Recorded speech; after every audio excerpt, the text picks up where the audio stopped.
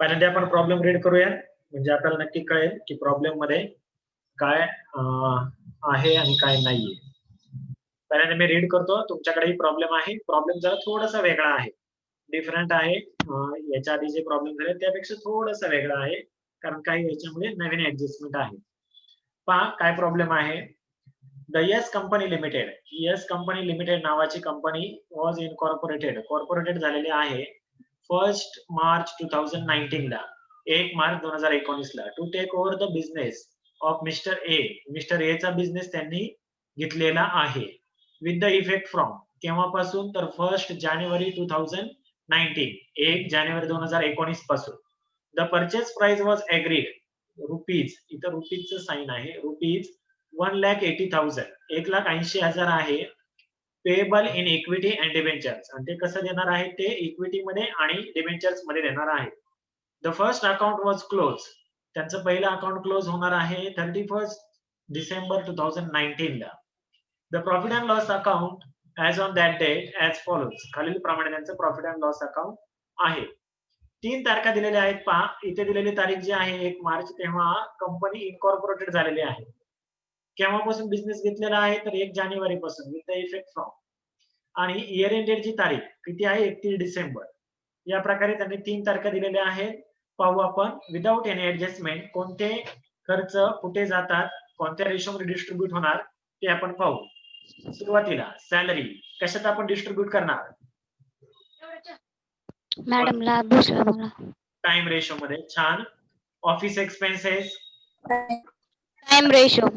Rent and taxes, time ratio. Selling expenses, sales ratio. Carriage, sales ratio. Interest to debenture, post. Post. छान. Director fee, post. आणि preliminary expenses सुद्धा post. Post. Interest paid to PC, PC means purchase consideration. PC म्हणजे काय, purchase consideration. Interest paid to PC, purchase consideration वरचं व्याज द्यायचं आहे. आता हे जे व्याज दिलेलं आहे ते परचेस कन्सिडरेशन वरती दिलेलं आहे.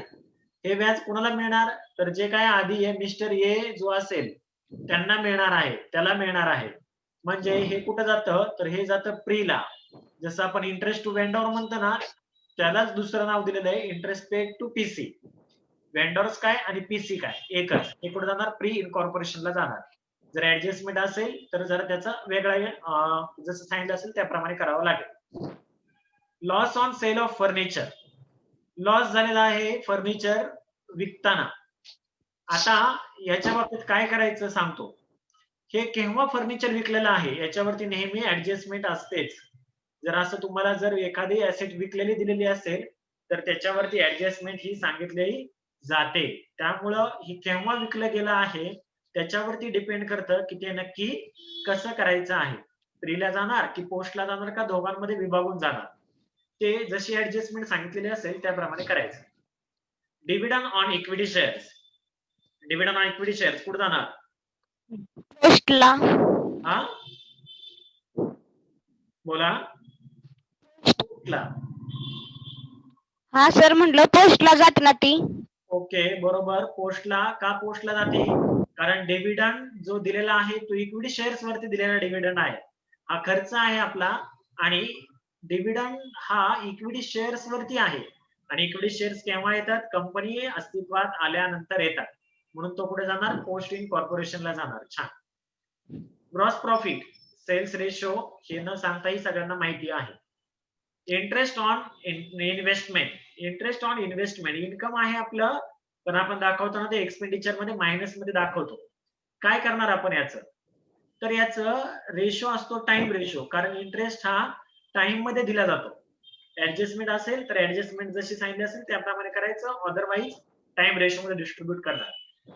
Bye share transfer fee, share transfer fee कुठे जाणार, पोस्टला. हा पोस्ट. पोस्टला. छान. Post incorporation. Post incorporation after incorporation. Very good.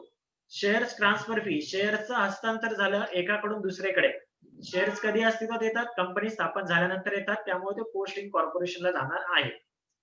एक ऍडजस्टमेंट पाहू आणि त्याप्रमाणे बघू काय करायचं. पहिली ऍडजस्टमेंट पहा काय सांगितलेलं आहे. द सेल्स फॉर 2 months जानेवारी आणि फेब्रुवारी 2019 are half of monthly average sales. काय सांगितलेलं आहे की जानेवारी आणि फेब्रुवारी या 2 महिन्याची सेल्स ही काय झालेली आहे? हाफ झालेली आहे. हाफ झालेली आहे. हाफ म्हणजे किती? 1/2 ऑफ मंथली ऍव्हरेज सेल्स.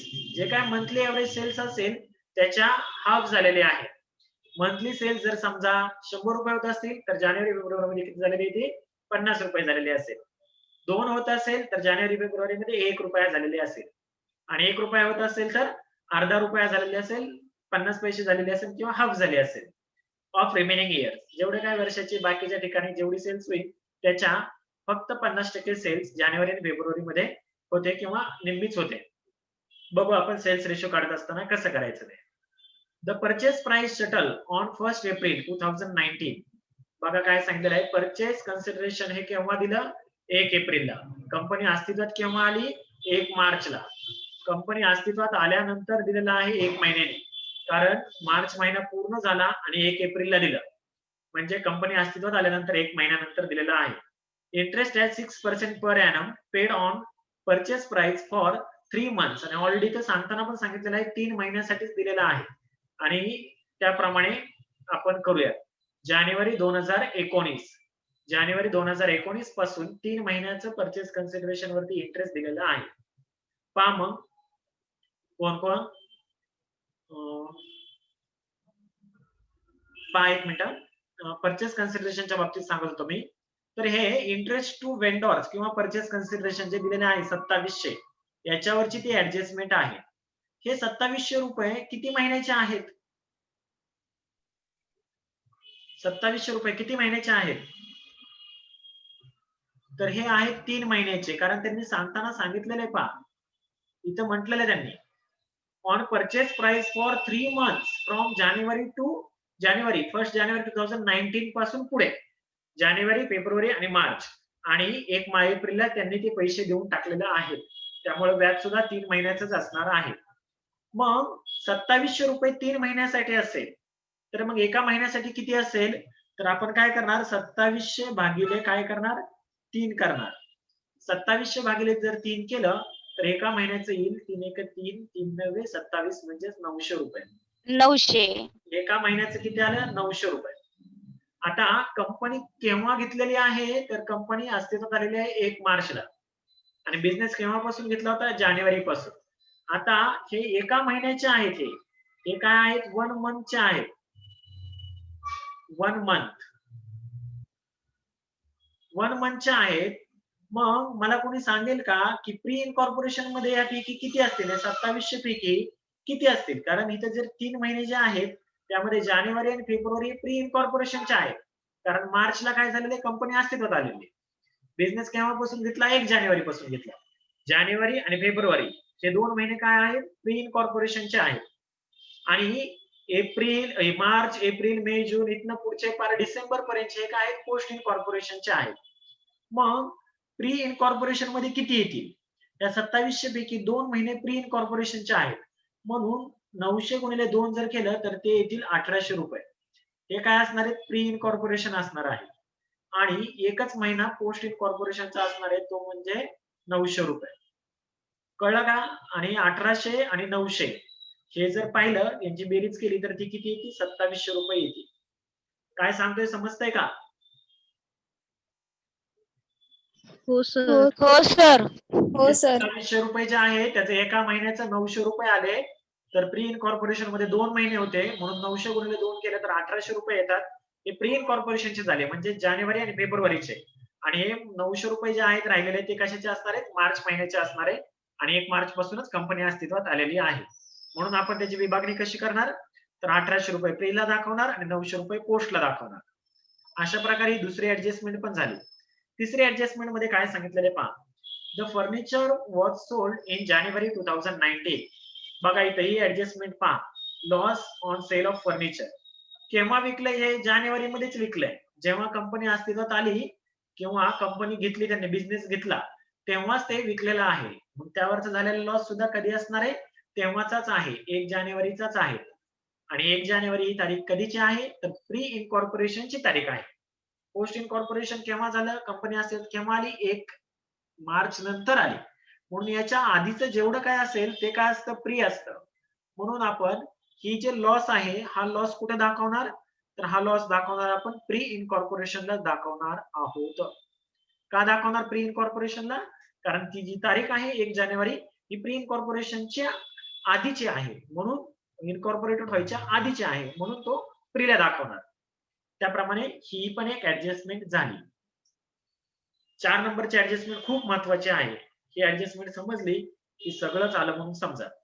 बघा काय सांगितलेलं आहे.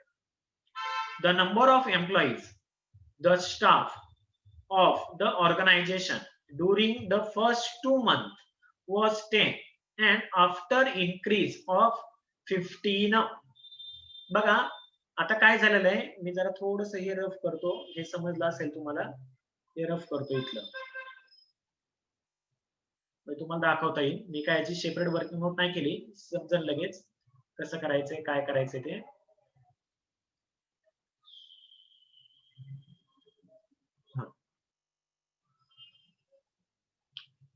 ही जी सॅलरी आहे ना 1,02,000 याच्यावरची ती ऍडजस्टमेंट आहे.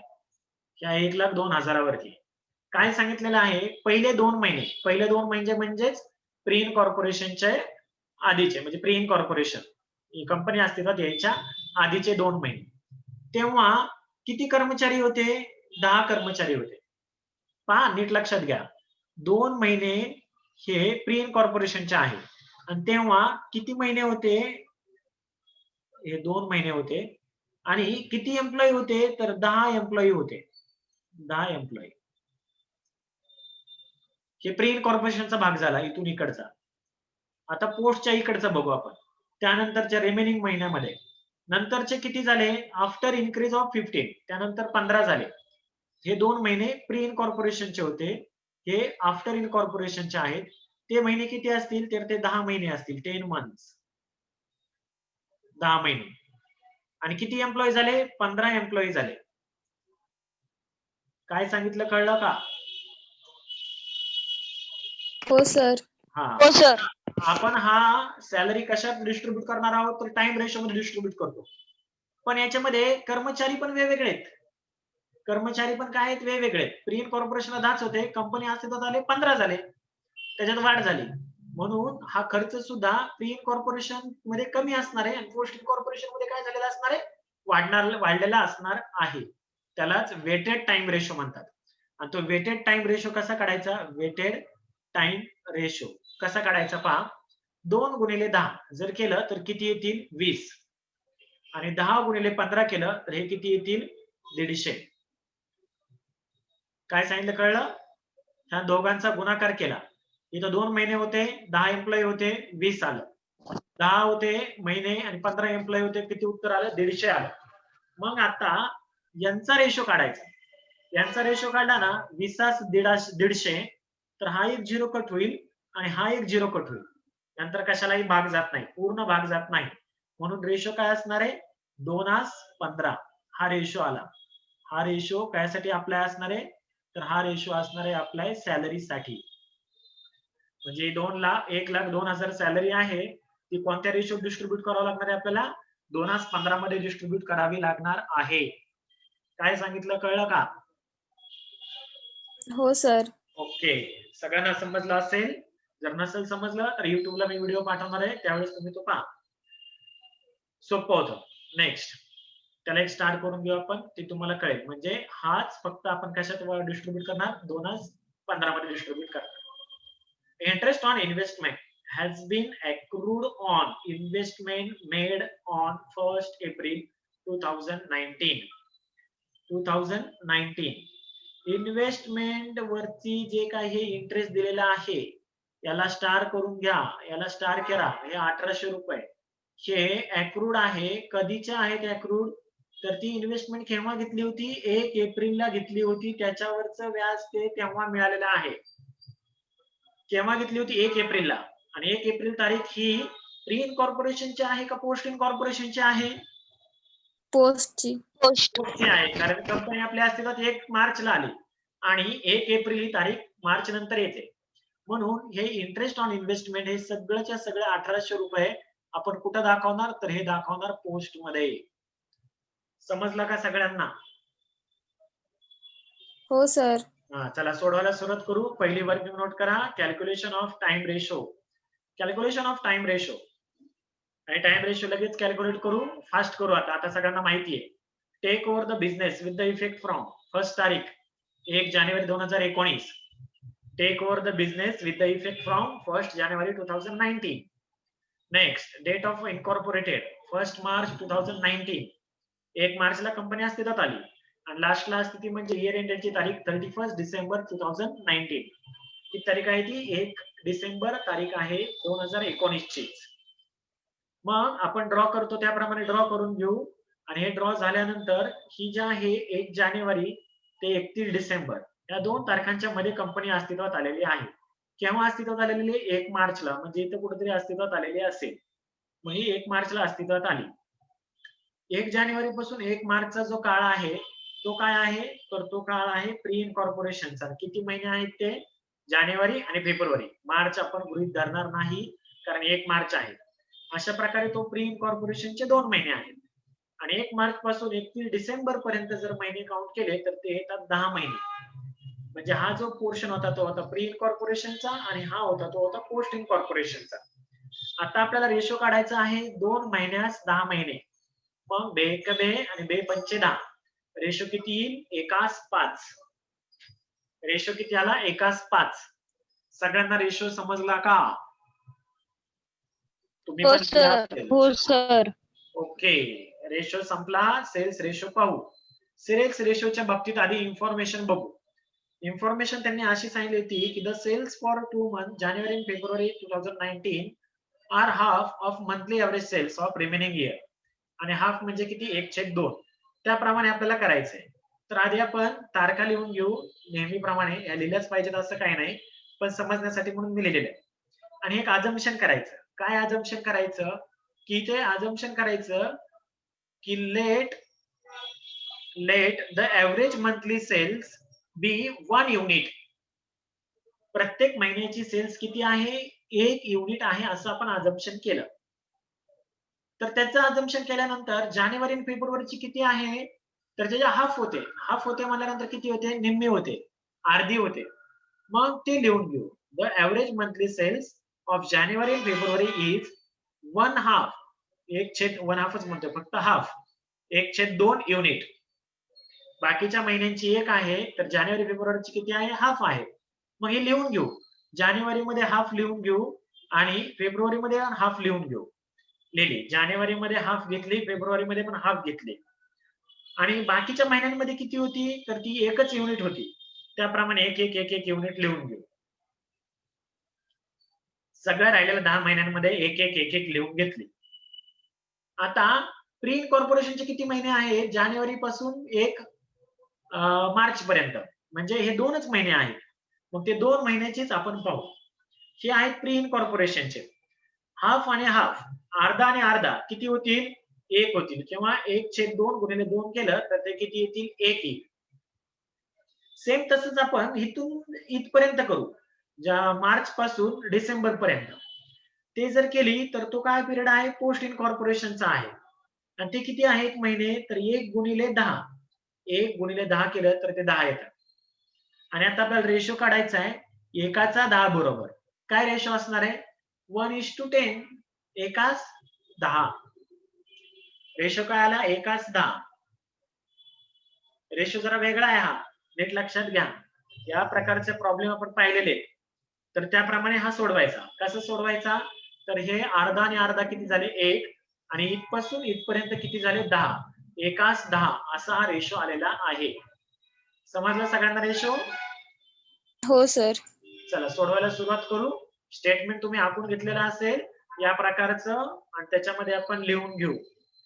सगळ्यात पहिल्यांदा in the books of yes company limited statement of profit and loss account for the year ended 31 December 2019. हे सगळं लिहून घ्यायचं. त्यानंतर असे कॉलम आखायचे आणि सगळ्यात पहिल्यांदा म्हणायचं रेव्हेन्यू फ्रॉम ऑपरेशन. आणि रेव्हेन्यू फ्रॉम ऑपरेशन मध्ये एकच आयटम येतो तो म्हणजे ग्रॉस प्रॉफिट आणि तो किती दिलेला होता 2,17,800. बेसिस ऑफ अलोकेशन मध्ये आपण काय लिहिणार सेल्स रेशो किती आला होता तो 1:10 1:10. त्याला भागिले काय करायचं 11 करायचं. 2,17,800 भागिले 11 करा ते येईल तुमचं 19,800. प्री मध्ये येतील किंवा प्रायर टू इनकॉर्पोरेशन मध्ये येतील आणि आफ्टर मध्ये त्याला गुणिले 10 म्हणजेच 1,98,000. 98,000. एकदम छान. आणि यांचीच आपण टोटल करून घेतो आणि त्यालाच म्हणतो टोटल इन्कम किंवा रेव्हेन्यू. हेच येते 2,17,800 19,800 आणि 1,98,000. नेक्स्ट म्हणायचं एक्सपेंडिचर ऑब्लिक एक्सपेन्सेस. आणि एक एक एक्सपेन्सेस बघायचा. सगळ्यात पहिला एक्सपेन्सेस कोणता आहे तर first expenses is salaries. Salary पाहणार आहोत आपण. सॅलरीला मग किती होती सॅलरी तर 1,02,000 आणि इथे म्हणा गिवन आणि आपण त्याचं कॅल्क्युलेशन पाहिलं होतं. कसं करायचंय 2,15 मध्ये डिस्ट्रीब्यूट करायचे. 2 आणि 15 किती होतात 17 होतात. मग 1,02,000 भागिले 17 करा आणि त्याला गुणिले 2 करा. 12,000. 12,000. छान. आणि राहिलेली काय असणार आहे ती पोस्टची असणार आहे किंवा जे उत्तर आलं त्याला गुणिले 12 केलं तरी चालेल. ते आलं 90,000. अशा प्रकारे आपण डिस्ट्रीब्युशन केलं सॅलरीचं. सॅलरी आपण टाइम रेशो मध्ये वाटतो पण इथं कोणता रेशो काढलाय वेटेड टाइम रेशो काढलाय म्हणून आपण इथं गिवन म्हटलं 12,000 आणि 90,000.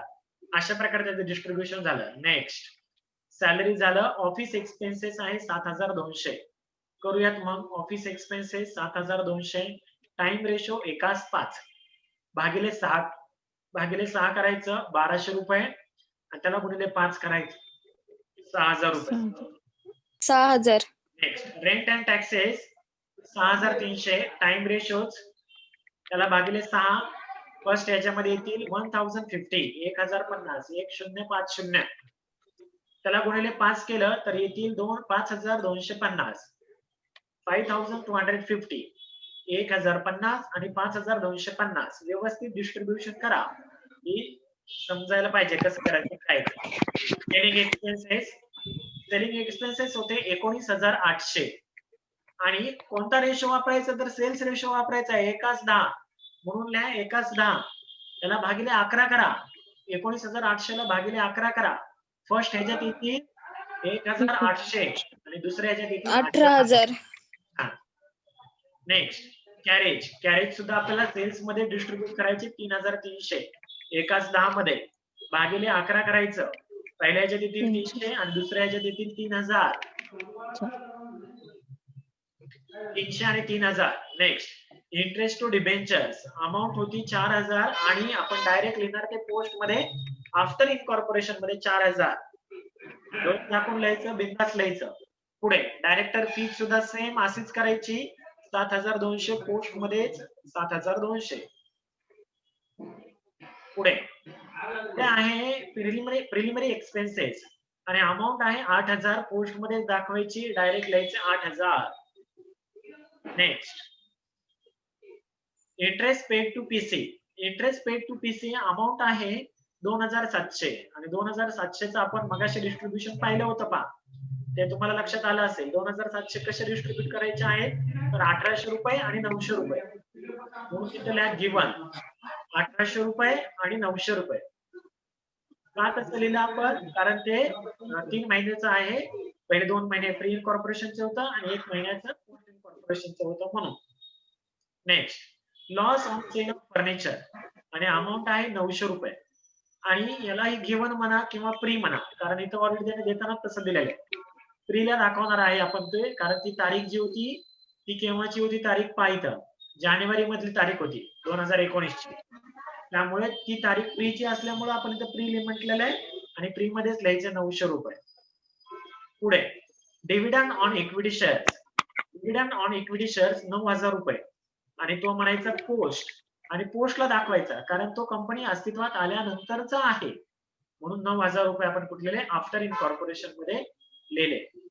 हिताचे सगळे खर्च झालेले आता हे दोन इन्कम आहे ते मायनस मध्ये दाखवायचे आपल्याला. इंटरेस्ट ऑन इन्व्हेस्टमेंट हा मायनस मध्ये दाखवायचा आहे, म्हणून मायनस मध्ये दाखवूयात.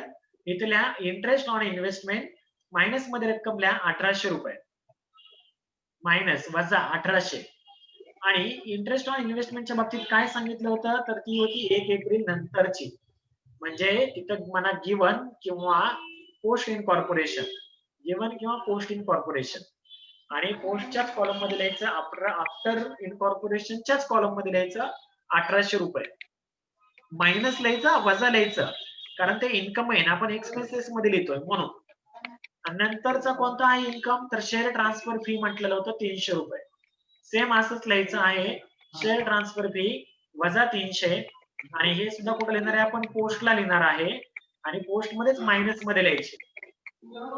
सगळं काय झालं, टोटल करायची, टोटल करा, टोटल करायची का म्हणायचं, टोटल एक्सपेंडिचर 1,02,000 पासून 9,000 बेरीज करा, आणि 1800 आणि 300 वजा करा. विद्यार्थी 1,68,300. 1,68,300. छान. बाकीच्यांनी करून पहा तेवढीच येते का, तुझ्यावर विश्वास ठेवू नका किंवा माझ्यावर पण विश्वास ठेवू नका, तुम्ही करून पहा. नेक्स्ट 12,000, 1200, 1,050, 1800, 300, 1800 आणि 900 यांची बेरीज करायची. ती येते 19,050. 19,050. आणि लास्टला कशी करायची, तर 90,000 पासून 9,000 पर्यंत बेरीज करायची, 1800 आणि 300 रुपये वजा करायचे. ते येतील 1,49,250. 1,49,250. आणखी एक खाली रेश मारून घ्यायची, आणि मध्ये म्हणायचं नेट प्रॉफिट. आणि नेट प्रॉफिट कसा काढायचा, तर 2,17,800 वजा 1,68,300 करायचे. 50,500. कुठला 49,500. 49,500. इथं पहा, इथं दिलेलं आहे त्यांनी 49,500, तेवढाच आला पाहिजे. हो सर. 49,500 इथं दिलेलं आहे त्यांनी, तेवढाच तिथं आला तर म्हणायचं बरोबर आहे आपलं, आणि तेवढाच आला 49,500. नेक्स्ट 19,800 मधून 19,050 करायचे, 750. 750. आणि लास्टला 1,98,000 मधून 1,49,250 करा. 48,750. छान, व्हेरी गुड. आणि आता लास्टला म्हणायचं ग्रँड टोटल. ग्रँड टोटल मध्ये काय करायचं, या दोघांची टोटल करायची, ती 2,17,800.